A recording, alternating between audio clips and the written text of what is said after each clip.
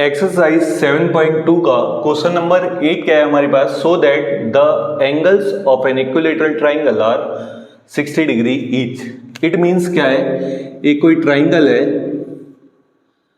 A B C, A B and C equilateral है। It means A B equal B C equal C A, all sides are equal. And हमें prove क्या करना है कि each angle, it means angle A, angle B and angle C, each angle is 60 degree. So given क्या है हमारे पास,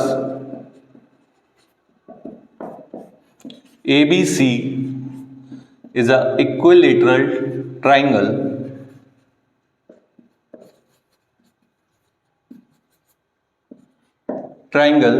it means क्या हो जाएगा, A B is equal B C equal C A. And so that क्या करना है हमें, so that each angle is 60 degree. Each angle का मतलब क्या हो जाएगा, angle A equal angle B equal angle C, angle A is equal angle B is equal angle C equal के प्रूव करना है हमें 60 डिग्री के। So hello everyone, this is Som Rawat. और अगर आपको मेरी वीडियो अच्छी लग रही है, पसंद आ रही है, तो प्लीज चैनल को लाइक और सब्सक्राइब करना ना भूला करें। अब प्रूफ में हम इसको किस तरीके से करेंगे, in triangle A B C, in triangle A B C, A B equal हमें किसके गिवन है, बी सी के। So A B is equal किसके हो जाएगा, बी सी के। इट मीन्स क्या हुआ कि जब A B equal B C के होगा तो बी सी का जो अपोजिट एंगल होगा वो क्या होगा, angle A, and A B का जो अपोजिट एंगल होगा वो कौन सा होगा, एंगल सी। सो यहां से क्या हो जाएगा, एंगल ए इक्वल किसके हो जाएगा, एंगल सी के। Angle A equal angle C, और रीजन क्या हो जाएगा, because opposite angle are equal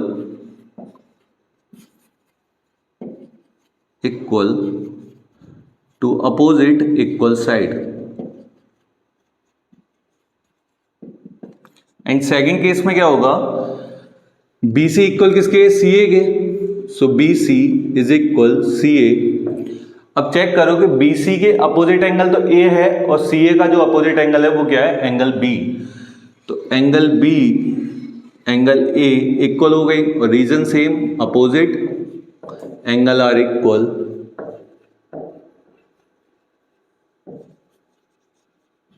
to opposite equal side.